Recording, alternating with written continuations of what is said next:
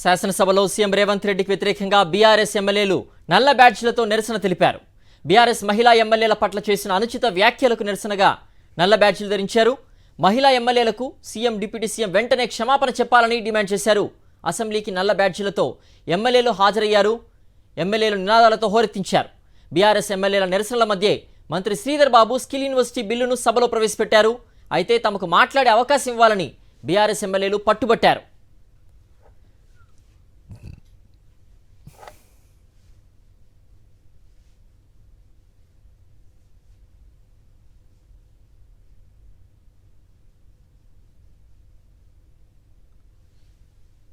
శాసనసభలో సీఎం రేవంత్ రెడ్డికి వ్యతిరేకంగా బీఆర్ఎస్ ఎమ్మెల్యేలు నల్ల బ్యాడ్జ్లతో నిరసన తెలిపారు.